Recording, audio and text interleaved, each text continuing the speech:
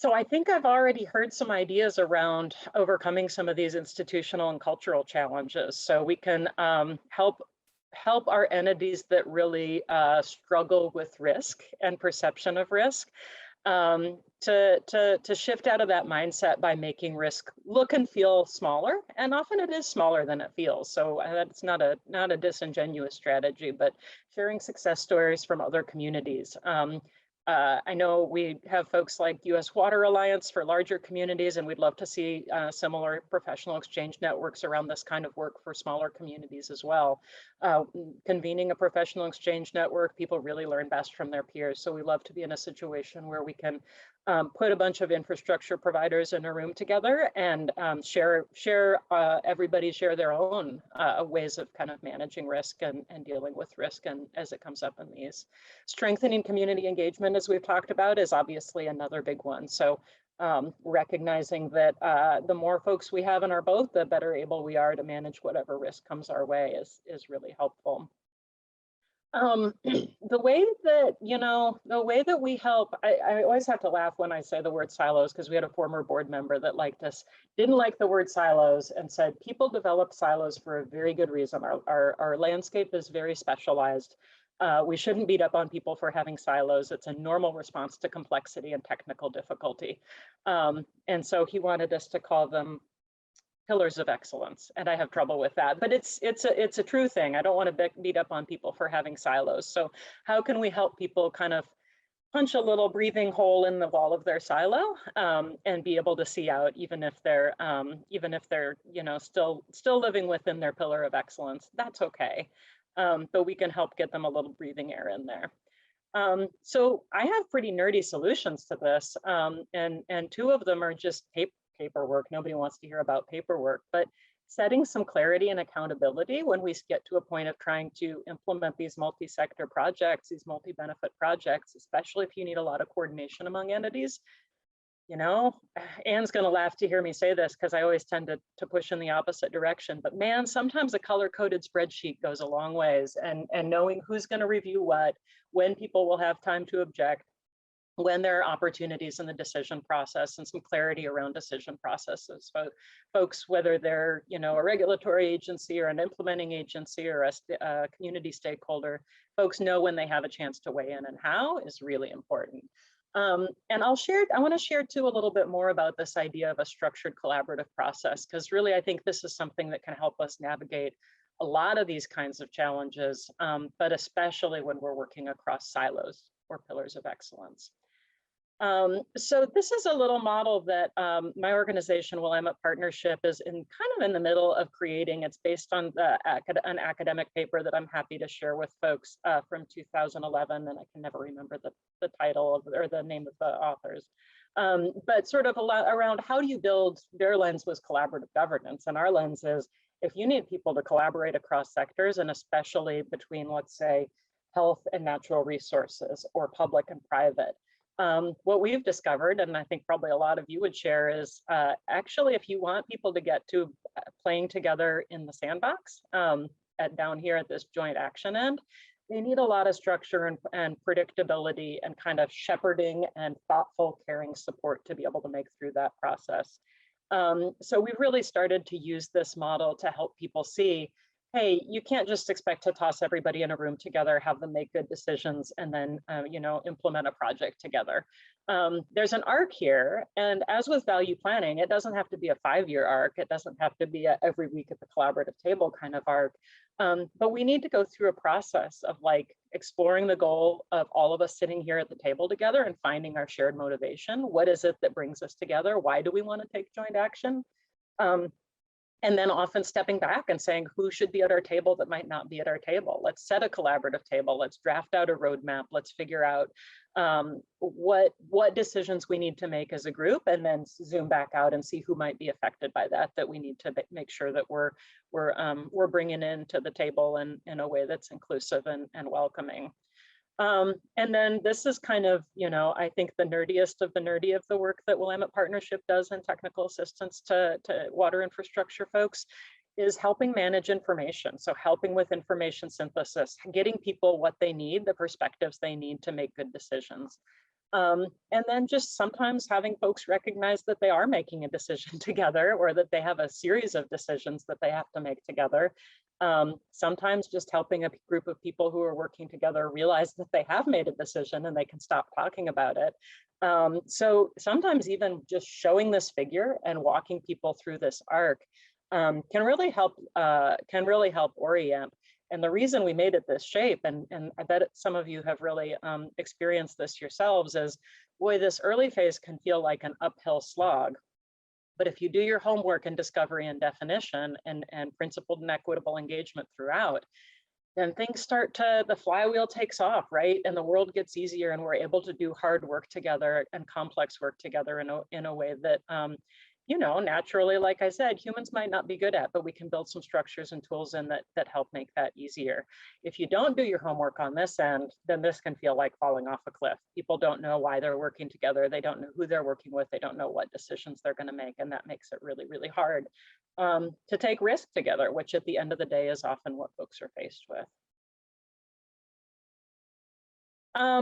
We have some tools we wanted to share too for overcoming some of these interjurisdictional challenges. I think this treads a little bit into the policy territory, but we certainly see folks struggle a lot with, kind of, as Anne described, having these multiple regulators, multiple permitting requirements. I know there are a number of folks from City of Portland in the room, and so you know, we have an example there of at least, you know, one way of dealing with some of those multiple regulatory requirements by being able to sit down the multiple agencies in a room and say, let's work our way through this permitting sequence together. Whereas Anne said, you can all see the transaction costs that each level of permitting is imposing here, and we can figure out a way to work these things out together.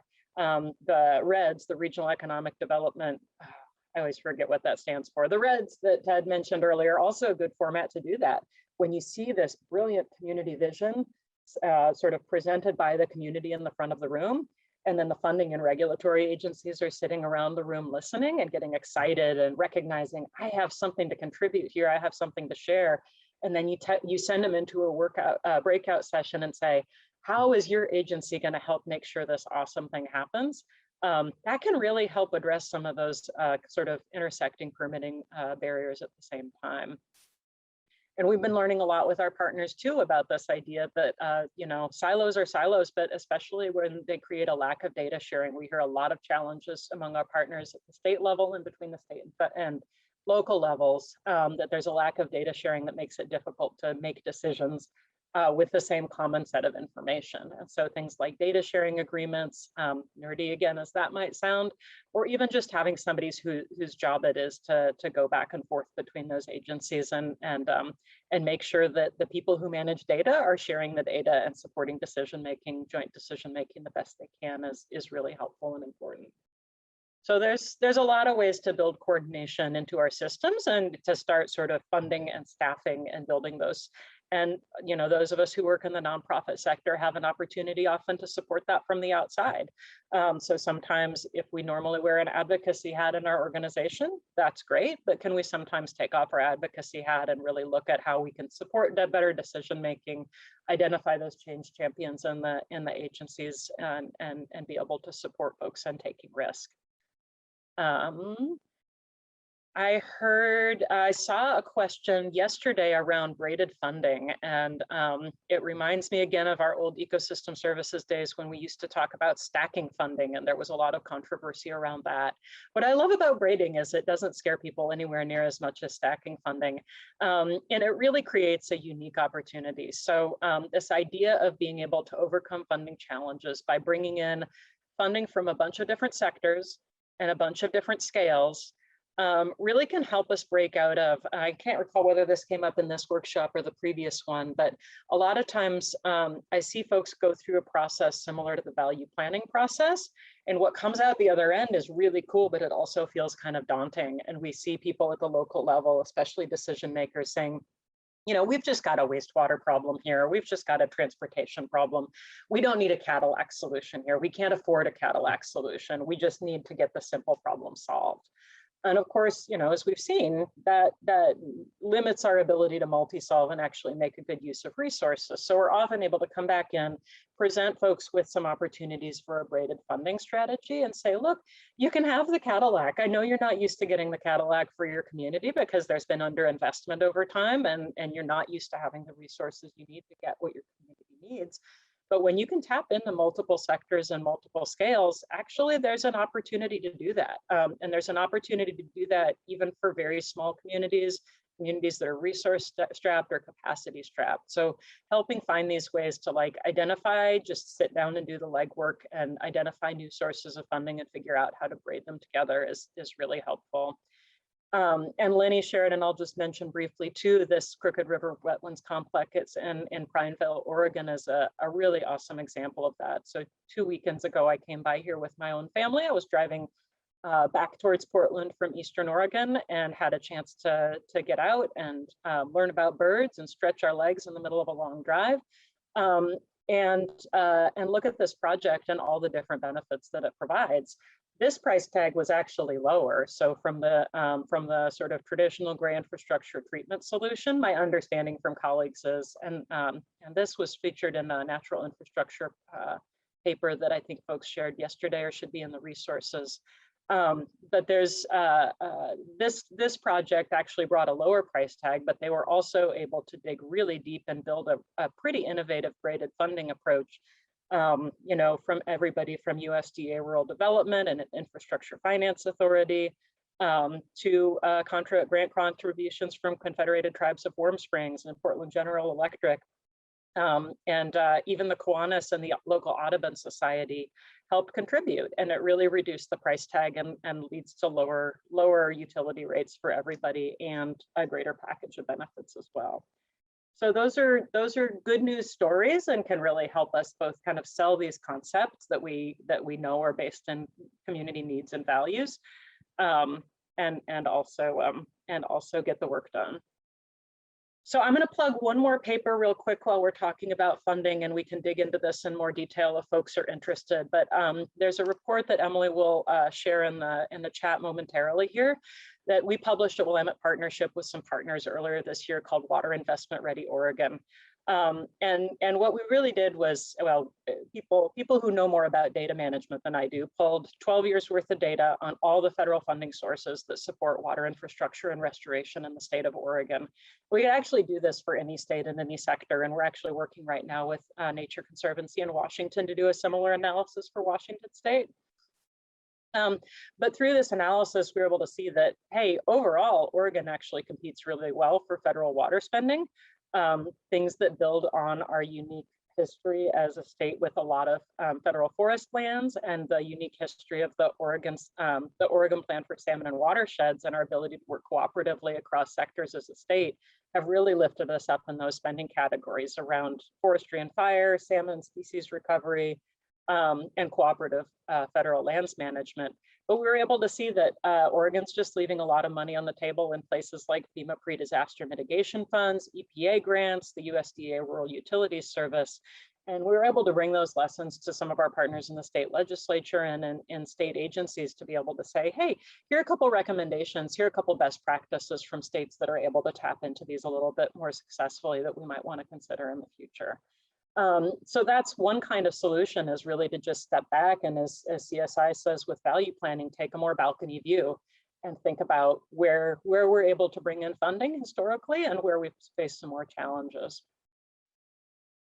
So my policy challenges are my last section here, and I'm going to talk for just a few more minutes here, and then I'm going to ask you to share some strategies and solutions of your own for just a few minutes.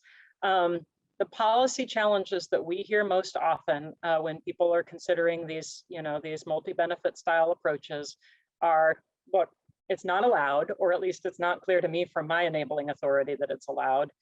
It's not a priority. It's not a priority for my agency, or it's just not required. And so my bosses won't let me do it because we are really focused on trying to get done the stuff that's required here. And Willamette Partnership and the various partners we work with have kind of found two complementary layers of strategy here, each of which have a ton of depth depending on what kinds of policies we're working on. But the two options we see are, hey, we can be kind of a policy Sherpa and help people through these challenges, help navigate through the rapids, try to find ways to create new space in some of these and flexibility in some of these older, more rigid policies. Or we can, or not or, but and we can also come back up to the balcony view and say, what are we going to do to help create a more supportive policy environment? So I'm going to talk in a little bit more detail about each of those, but I think they're really complementary side by side.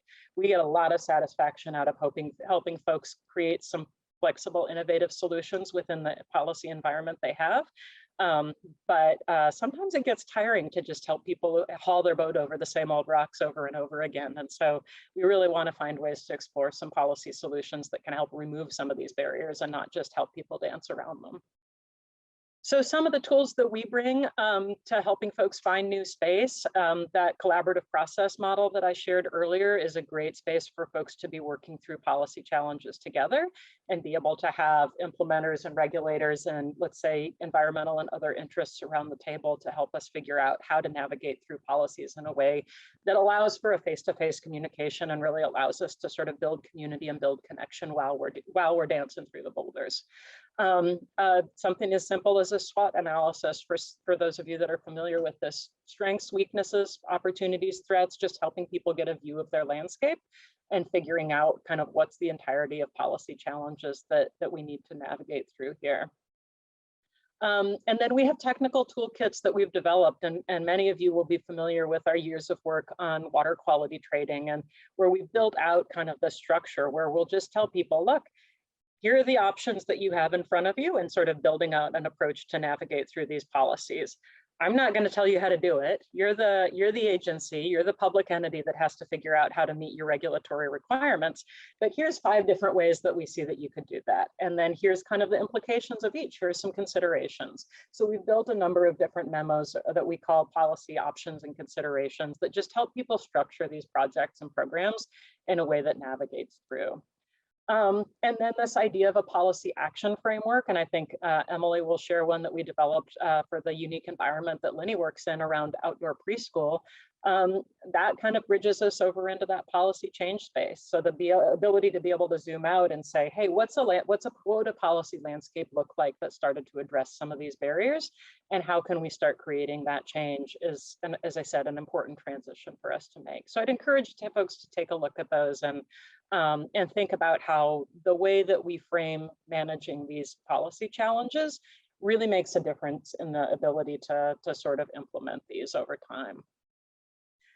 So I'm going to wind up here with one more thing, and I think this is a lot of this comes out of that natural infrastructure paper that we shared, but I think although that was focused on natural approaches to water infrastructure, it really taps into some of the tools we have at our disposal. So if you want to create a more supportive policy environment for unique stuff, for difficult stuff, complex and innovative stuff, you can authorize at a bare minimum, we can start saying outright, like, yes, this is infrastructure. It doesn't look exactly like infrastructure, but it is. And therefore you can use existing funding and you can fit within existing rules and you can invest in this.